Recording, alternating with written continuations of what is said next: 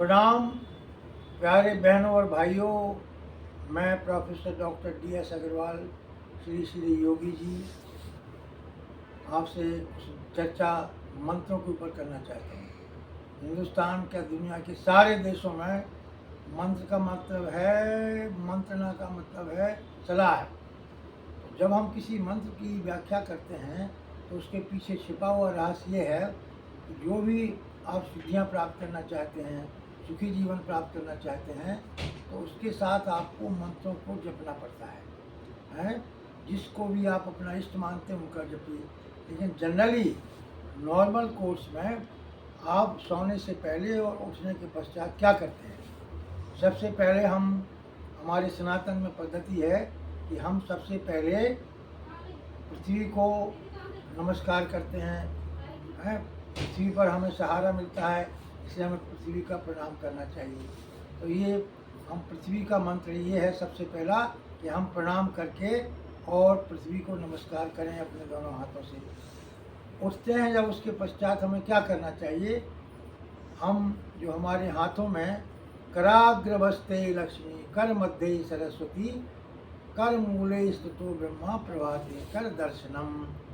नित्य प्रति आप जब उठते हैं तो अपने आप के हाथों में सारी सृष्टि की रचना होती है।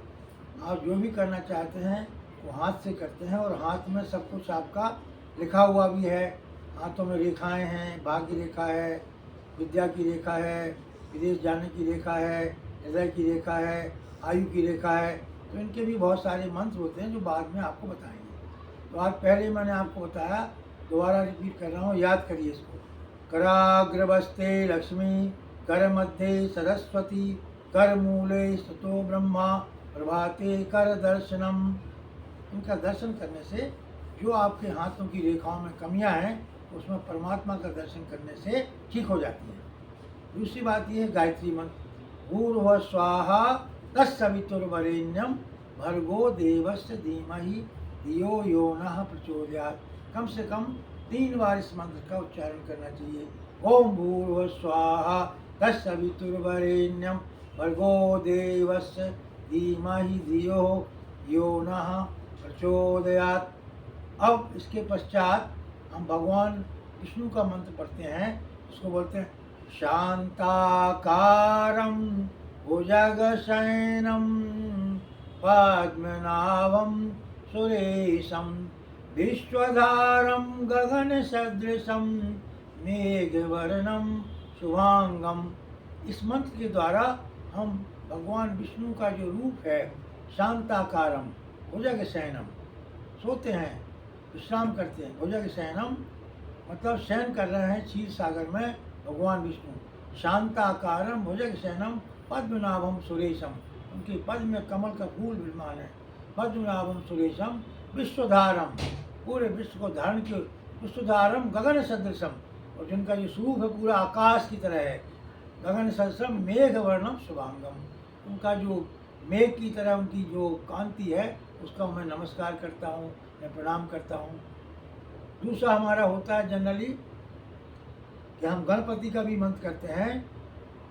वक्रतुंड महाकाया सूर्यकोटि समप्रभा निर्विघ्नं कुरु मे देव सर्वकार्येषु सर्वदा। भगवान ने गणपति को एक ऐसा वरदान दिया था, जब शिव जी से कार्तिकेय के बारे में संवाद हुआ तो भगवान ने कहा कि जो शिव जी ने कहा कि जो परिक्रमा करके वापस आ जाएगा उसको मैं अपना सबसे पहला वरदान दूंगा। तो कार्तिकेय ने पूरी पृथ्वी की परिक्रमा करी लेकिन वो नहीं आए, और भगवान गणेश ने सिर्फ शिव जी पार्वती की परिक्रमा करके सारा यश प्राप्त कर लिया, इसलिए प्रथम पूज्य गणेश जी बन गए। तो गणेश जी का मंत्र है वक्रतुंड महाकाया सूर्यकोटि समप्रभा निर्विघ्नं कुरु मे देवा सर्वकार्येषु सर्वदा।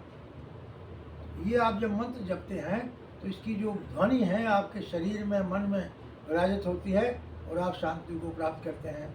इसी प्रकार से परमात्मा का और भी तरीका है ध्यान करने का, मंत्र जपने का। जैसे अनन्यश्चिंत्य आत्मा यो माम में जना परिउपासिते तेषां नित्ययुक्तानां योगक्षेमं भाम्यम।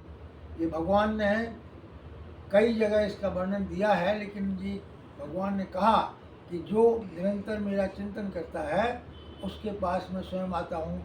इसलिए कहा गया है भगत के बस में है भगवान। तो ये जो सूत्र है, इससे आप परमात्मा का चिंतन करके परमात्मा को बुला सकते हैं। इसी प्रकार से बहुत सारे ग्रह हैं हमारे जो 9, उनका भी एक मंत्र है। ब्रह्मा मुरारी त्रिपुरांतकारी भानु शशि भूमि सुतो बुधश्चा गुरु शुक्र शनि राहु केतुवे सर्वे ग्रह शांति करा भवन्तु। अगर आप अनन्य ग्रहों का बार बार जाप नहीं कर सकते हैं तो शॉर्ट में, संक्षिप्त में एक मंत्र जपने से पूरे ग्रहों की शांति हो जाती है। इसको दोबारा याद कराने के लिए मैं आपको बताना चाहता हूँ। ब्रह्मा मुरारी विप्रांतकारी भानु शशि भूमि सुतो बुधश्चा गुरु शुक्र शनि राहुवे केतुवे सर्वे ग्रह शांति करा भवन्तु। इस प्रकार का मंत्रों का निरंतर जाप करने से आपको सिद्धियां मिलने लगती हैं। इसी प्रकार से अगर हम शिव का मंत्र करते हैं तो वह शॉर्ट है ओम नमो शिवाय।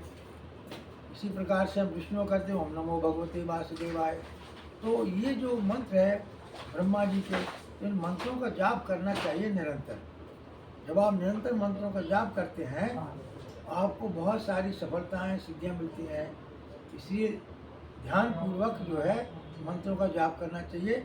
और धीरे धीरे ये जो है साकार ब्रह्म की उपासना है, निराकार की ब्रह्म की उपासना है, वो अलग चीज़ होती है। साकार ब्रह्म की उपासना करने के लिए आपको मंत्रों में जोड़ना पड़ता है।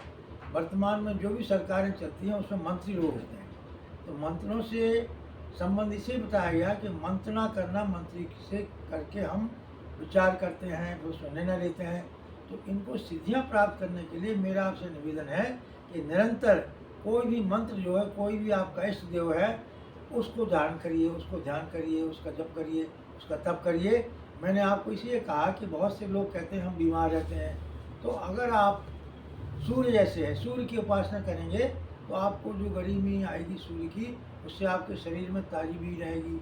सूर्य के समान आप प्रकाशक, आकर्षक बन जाएंगे। तो सूर्याय नमः करते हैं। उसके बहुत सारे और मंत्र हैं, मैं ज़्यादा नहीं बताना चाहता हूँ।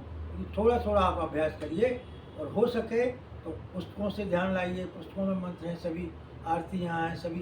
तो ये सब करने से हमारा जो लगन है वो परमात्मा से लगना शुरू हो जाती है। मेरा एक ही उद्देश्य है, किसी भी रूप में आप अपने इष्ट परमात्मा से जुड़ें। जो भी शिव हों, कृष्ण हों, राम हों, जो हनुमान हों, जो आपके इष्ट देव हों, उनका निरंतर मंत्र जाप करिए, चालीसा पढ़िए, ध्यान करिए। मुझे लगता है कि आपको मेरी बात का संदेश अच्छा मिल गया होगा।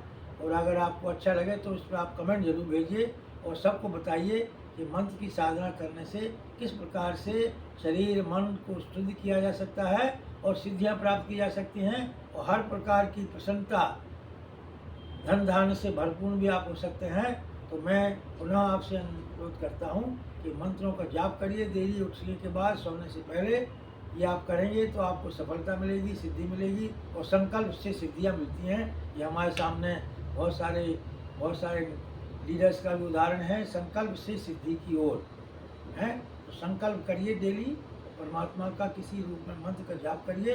बहुत बहुत धन्यवाद। अगर आपको अच्छा लगा हो और कोई त्रुटि हो तो मुझे सुझाव भेजिए और इसको शेयर करिए, लोगों को बताइए।